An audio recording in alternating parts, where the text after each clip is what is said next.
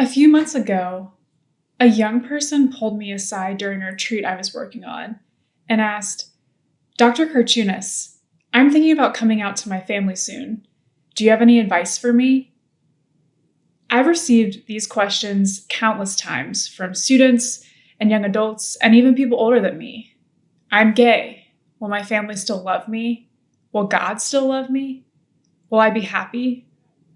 But these are questions that I never take for granted, because about 7 years ago, I was asking them myself. It's never lost on me that I know how to respond to these questions because of what has happened to me in my own life.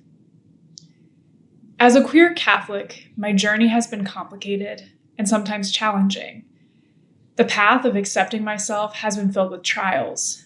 I have lost the love of friends who wouldn't accept me, experienced discrimination at the hands of the church, heard painful remarks and judgments from others, lost out on job opportunities, and felt despair and loneliness.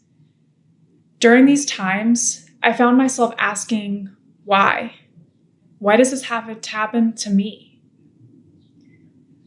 Liturgically, the time after Easter is a season in which the church participates in mystagogy, a kind of reflection where we look back and sift through all that has happened to Jesus, his followers, and ourselves during Lent.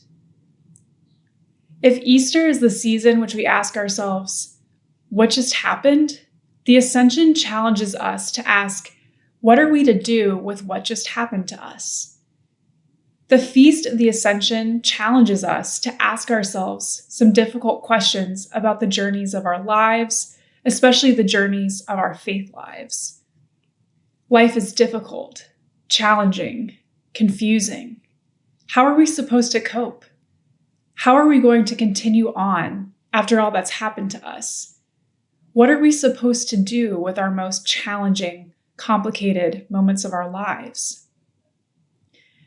Consider for a moment all that the disciples of Jesus had experienced over the last weeks. The violence of seeing their beloved friend suffer and die. The sadness of grief at the loss of their friend. The confusion and maybe even the disbelief of the empty tomb. The ecstasy of realizing the resurrection. The wrestling with seeing their friend again, this time with healed wounds. The joy of being reunited with someone they loved so much. And now, just when they were getting used to being with Jesus again, he has to leave. What the disciples experienced was traumatic, overwhelming, and confusing. Just as they were beginning to make sense of what happened, Jesus ascends to the Father, leaving the disciples on their own again. They have likely experienced a range of complex emotions in a short span of time, and now they have to adjust to a new reality again. Figuring out what their day-to-day life is supposed to look like, much less their divine calling, is complicated and confusing. How are they supposed to continue on? How are they supposed to make sense of all they have been through? What are they supposed to do with what has happened to them? Well, the readings for this feast give us clues. To the question, what do we do with the things that have happened to us? Luke's gospel answers us with a role that we are called to live out. You are witnesses of these things. What does it mean to be a witness? It means to have personally experienced something and provide testimony. It's what the disciples were called to do after the Ascension, and it is what we are called to do with the events of our lives. Jesus leaves, the complicated memories of the events of his passion fade, but the disciples are called to preach the Paschal mystery. So too it is with us. We make it through the difficult times in our lives, but we are not called to stand idly, looking at the sky. We are called to be witnesses of God's love through our own lives. What does being a witness to God's love look like? It is saying through our actions to others, I am loved by God, and so are you. It means sharing, for me, my story and my reflections on the path of my own life through writing, speaking, and faith sharing. It means sharing how I survived, what got me through the most difficult moments of my life, and where God was present in it all. It means honoring the people who have loved me, accepted me, and healed me on my journey of self-understanding. People like my friends, my loved ones, my coworkers, my mentors, and even Pope Francis himself, who helped carve a space out for me in the church. It means accompanying others because I was first accompanied myself. It means reassuring a young person that they will not only be okay, but they are loved unconditionally by God because of their identity, not in spite of it.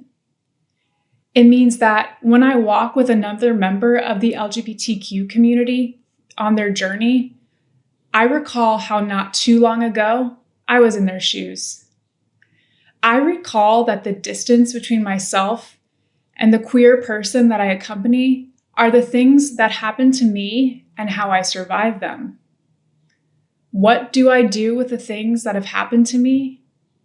I bear witness to them.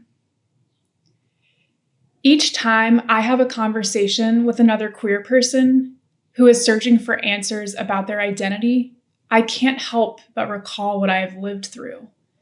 The loneliness, the pain, the discrimination, the judgment, but also the joy, the unconditional love, and the acceptance. I am honest about the pain that I've experienced, but I also share what it is meant for me to learn that I am loved by God just as I am. What am I called to do with the things that have happened to me? I am called to be a witness to my own experiences, and a witness to the love of those who have helped me live through those experiences. I am called to bear witness to my own story. For me, I am called to bear witness to the hope that belongs to God's call to me, a queer Catholic. When we experience suffering or confusing or complicated events in our lives, it can be easy to turn away from asking deeper questions because of the pain we have experienced. However, the Ascension calls us to consider allowing what happens to us become a part of our story and our call. What are you still making sense of in your own life that has happened to you? What are you called to be a witness of? What will you do with what has happened to you?